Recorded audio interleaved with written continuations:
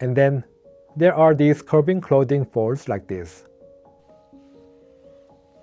Hey everyone, this is Joman.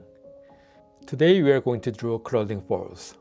More specifically, we'll look at how to draw a shirt. When we draw clothes, folds are everywhere, right? For this one, let's imagine the shirt is laid flat on the floor, completely relaxed and spread out.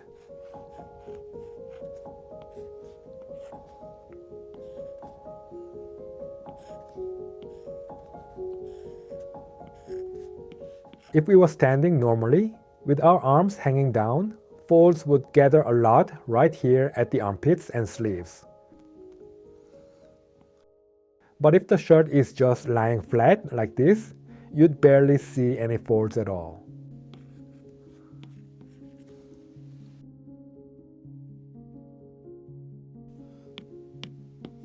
Now imagine we pull the shirt downward like this.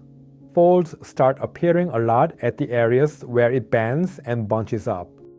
If the arms just drop straight down, folds would only form in certain spots. But arms don't hang perfectly straight.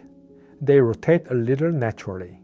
That's why when you let your hands hang down, you usually see the back of the hand facing slightly outward.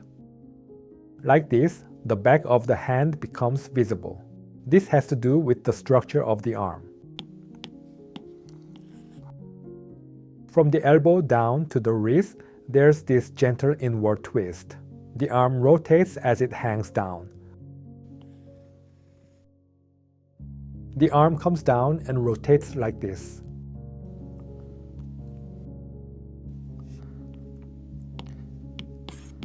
When drawing clothing folds, you need to think about both the bending parts and these rotating parts.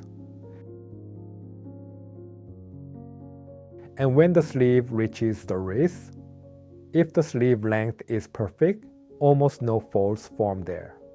But if the shirt is even a little too big or long, wrinkles and bunching appear right around here.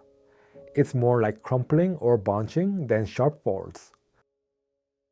For people who work out a lot, men or women, the chest area is more developed. That means this part protrudes more than average. Protrusion creates a support surface. So folds radiate from that support surface, and then the rest of the folds branch out from there.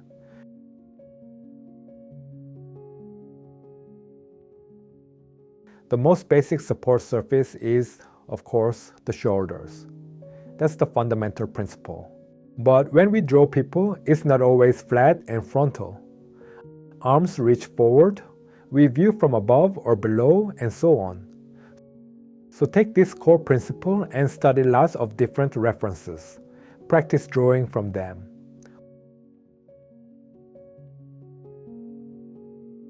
Alright, let's start by drawing a basic standing pose shirt. But obviously, before folds, we need the body first, right? I'll sketch the figure quickly and simply so we can focus on the clothes.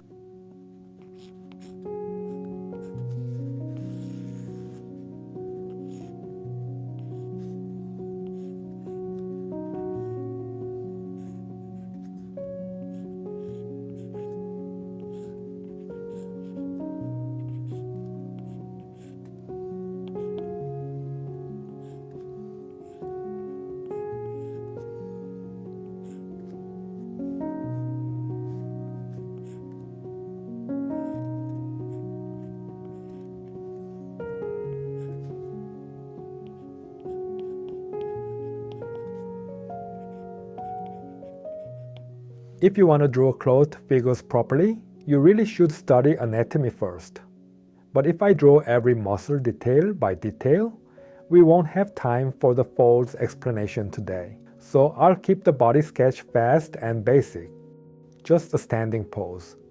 For the color, when drawing a button-up shirt collar, remember the back part that's hidden behind the neck. Think about it while you draw.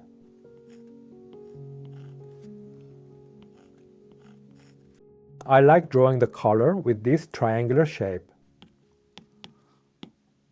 For a simple round neck t-shirt, an oval works fine. Shoulders.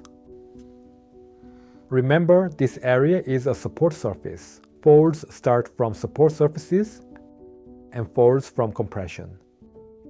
Lots of folds gather here. Because we see a bit of the back of the hand, the sleeve folds curve gently in this direction too.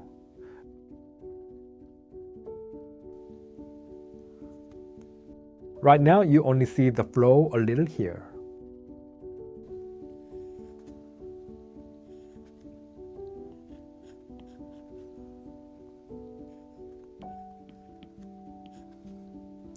But adding just one soft fold like this in this area makes it look way more natural.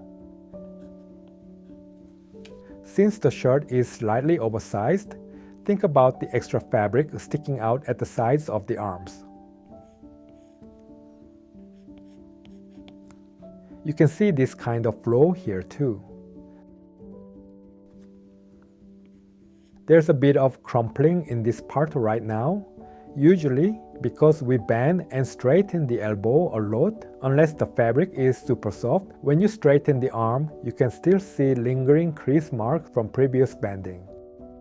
Shoulders are relaxed, not shrugged, so both shoulder areas act as support surfaces. That creates folds coming in from both sides like this. Because the chest area protrudes, you get these kinds of folds starting here. Even if it's hard to see in some angles, adding them one by one helps a lot. The remaining folds that start from the chest area, draw them like this too.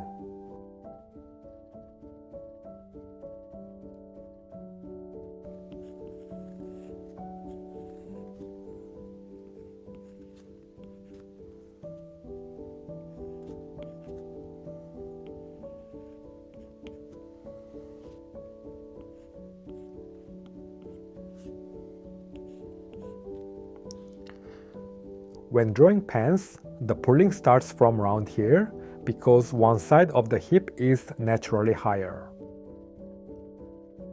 Folds begin from this point. On the opposite side, because it's being pulled, lots of folds gather here. That bunching can even make the pocket pop out a little.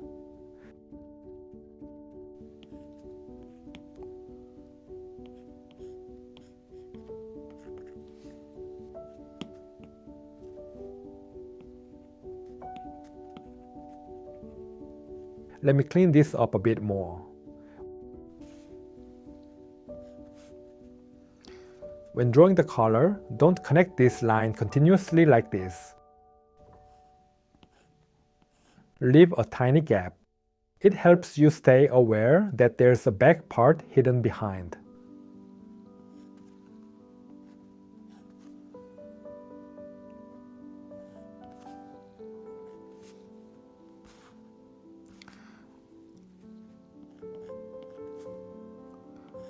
I'm sure you've watched tons of YouTube videos on drawing clothes, bodies, etc. But knowing the theory is important, and actually applying it by drawing a lot is even more important. Don't just copy what you see, try to understand why the folds happen that way. Practice drawing while thinking about the reasons.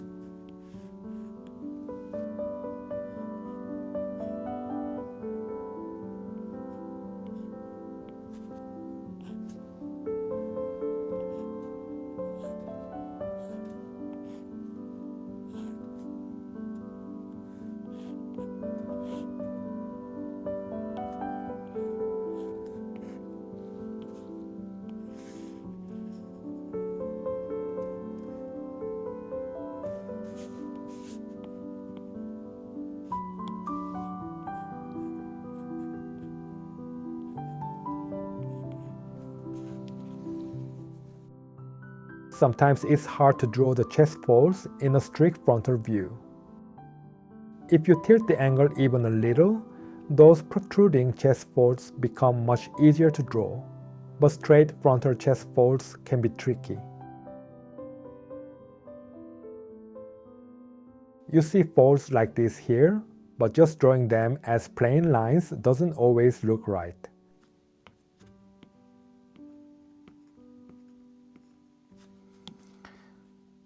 Sometimes copying every visible fold exactly doesn't work well. In some areas, you need to describe soft folds with shading and value instead of hard lines. This is how I've rendered it. Lastly, let's add the face. First decide the chin position, then draw the head. The circle plus cross method is great when you're practicing faces, but once you're comfortable, you can just draw a single guideline and go straight into the face. The important thing is getting the head size right in proportion and understanding natural placement. If you're already used to this, feel free to jump straight to drawing the face.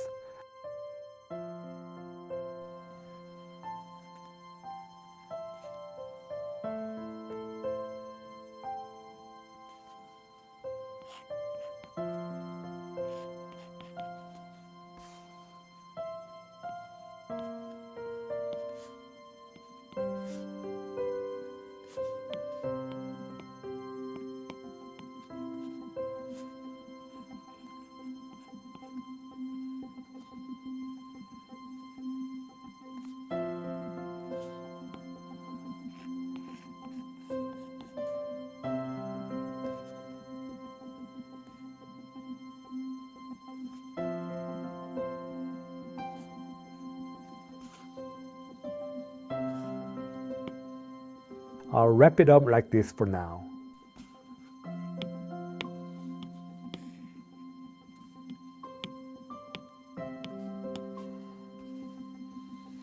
Next, let's draw from this reference photo.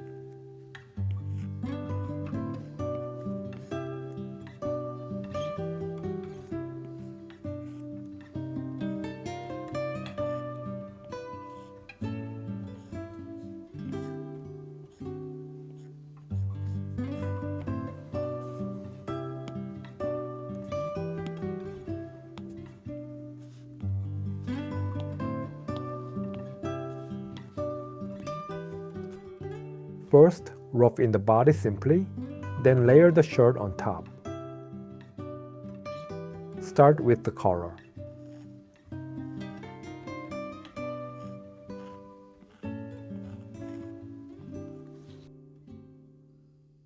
Shoulder line. Since the arms are pulled inward, lots of folds gather here. You also get these curving folds. This shoulder area is the support surface. Because the elbow is bent, tons of folds appear here too. With the elbow folded like this, the fabric is being pulled from the shoulder downward.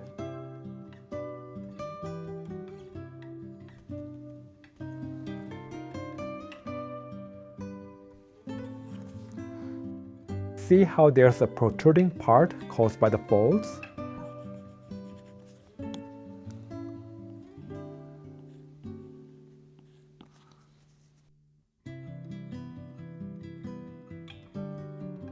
From the elbow, you get this curving flow.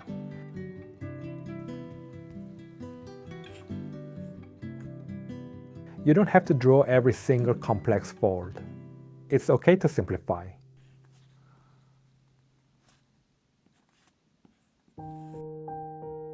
Usually when drawing sleeve folds, the outer side folds are the ones that show more clearly. Looking at the reference, you only see a little at the bottom here, but exaggerating it a bit like this often looks better.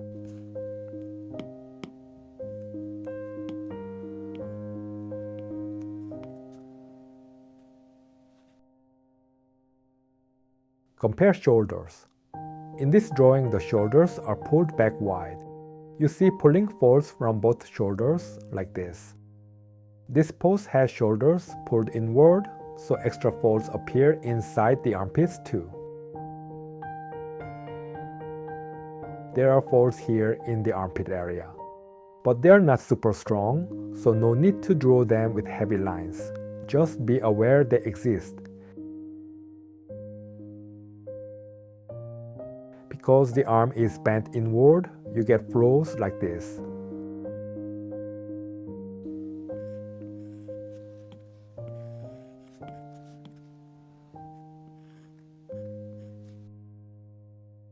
Here are the compression folds. When going from elbow to wrist, because the length is shortened like this, lots of folds bunch up here and connect toward the elbow.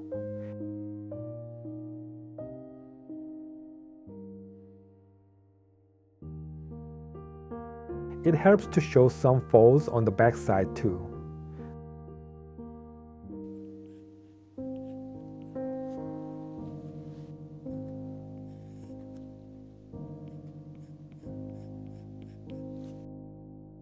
The reference doesn't show it, but if the shirt is tucked into the pants, you'd get this kind of protruding bunch at the waist.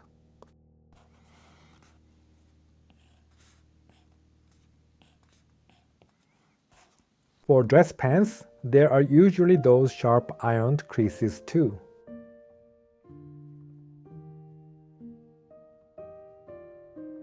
I'll sketch the face simply here.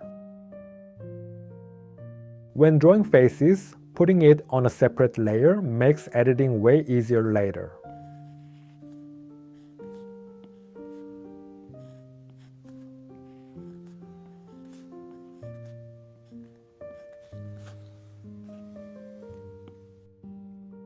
Spreading the legs a bit more would make the pose feel more natural. Feels a little too closed right now.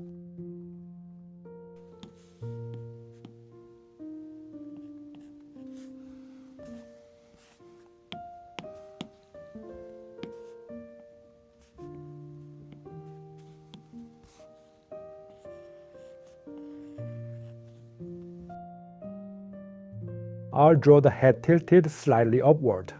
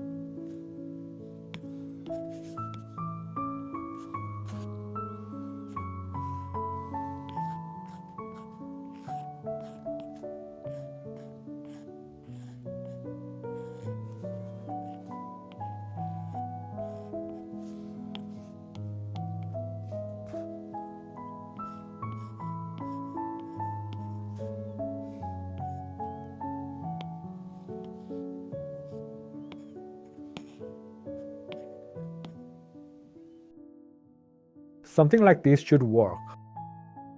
Drawing faces takes longer than expected. Okay, one last one. This photo is super common when you search for clothing folds on Pinterest. The flow of the fabric is really clear, that's why. I've drawn from this reference a lot myself, and I thought it'd be great to go through it together. It's really helpful for stitching folds.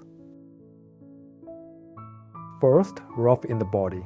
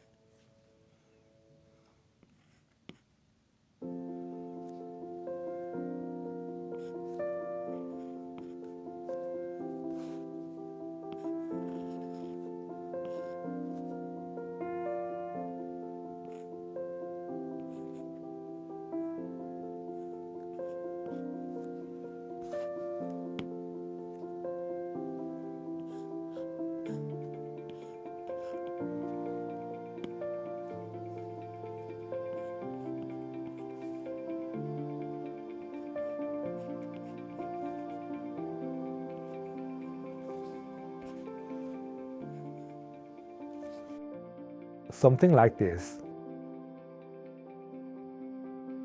This isn't a straight standing pose. The upper body is leaning quite far forward, while the lower body is back. If the shirt were oversized, it would hang straight down, but here it's fairly fitted. So you get very strong, dramatic folds starting from the chest area. I sketched the figure simply, but if you want more detailed anatomy lessons, from basic faces to full figure drawing, check out my membership. I teach it step by step there. Feel free to take a look if you're interested. Alright, let's draw together. Color first. Earlier, I drew the color like this, attached to the bottom line of the oval, right? That means we're looking from above. But this time, we're drawing the exact same oval color, except now it's attached to the top line of the oval.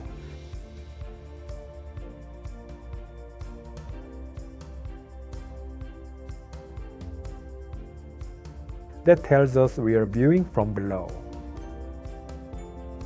Just by looking at the color alone, you should be able to tell whether the drawing is from a top-down view or a bottom-up view.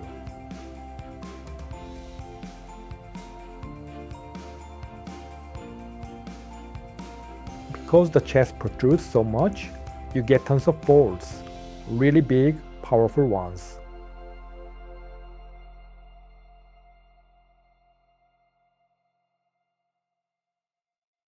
The body's center line is here, but the shirt's center is shifted a bit to the left.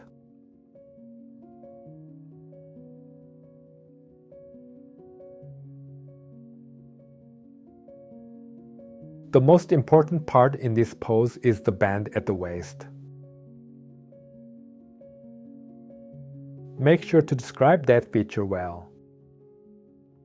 If you just draw the shirt flatly, it loses dimension.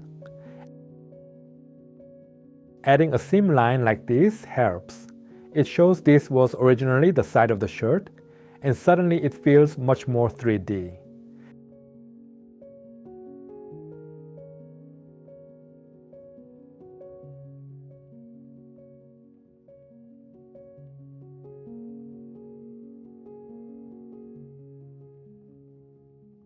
Because the chest protrudes, You have flows going downward, but also some going upward, pulling toward the waist, and since the arms are pulled back, this area keeps getting tension.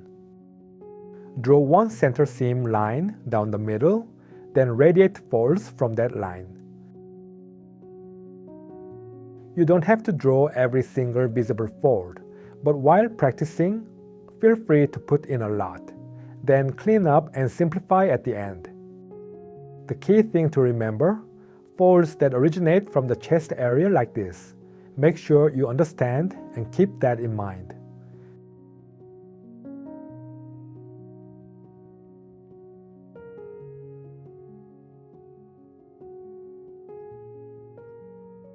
Next, the cuff at the wrist.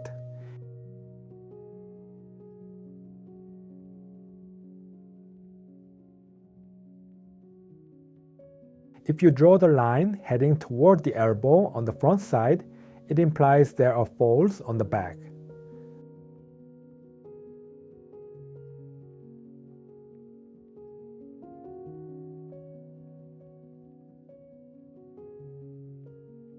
There are folds here too.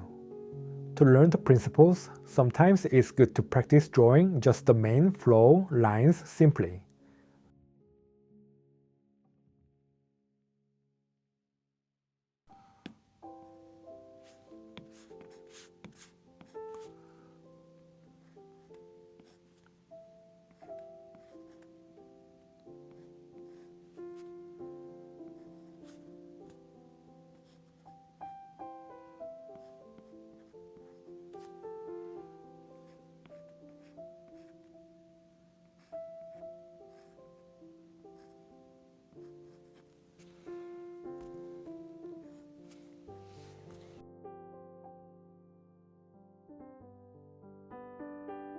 Pants next.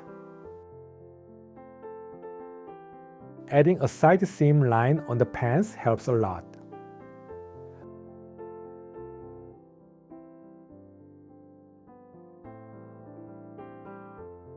Because the leg is slightly lifted, lots of folds gather here too.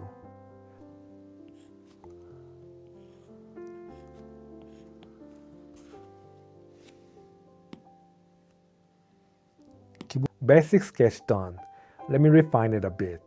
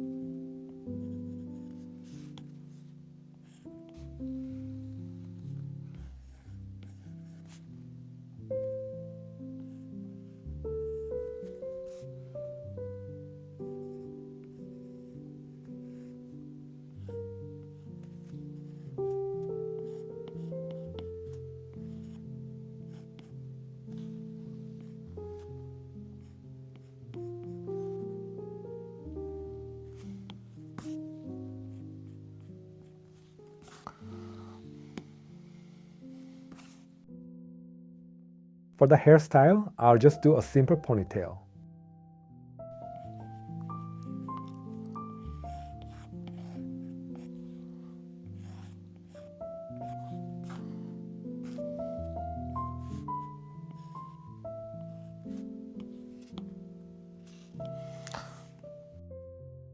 So today we drew shirts and focused on folds.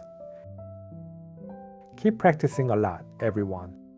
The more you draw, the more it becomes second nature. Quick review time, let's go over it simply.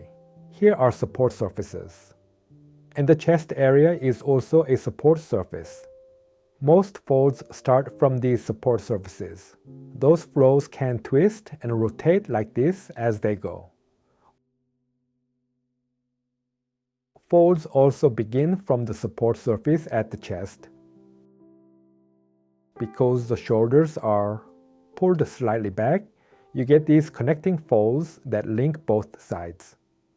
When the arm is bent, naturally you get compression folds from the fold itself. And since the shoulders are hunched forward a little, you get these kinds of folds too. Then there are these curving folds as well. When the elbow is bent, the tip of the elbow usually becomes another support surface.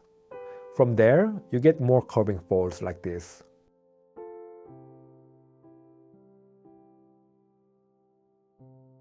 Originally, this area was already a support surface, but because the upper body is pushed farther forward compared to the lower body, this spot becomes a really strong support surface. Since the arms are pulled backward, folds form in this area too.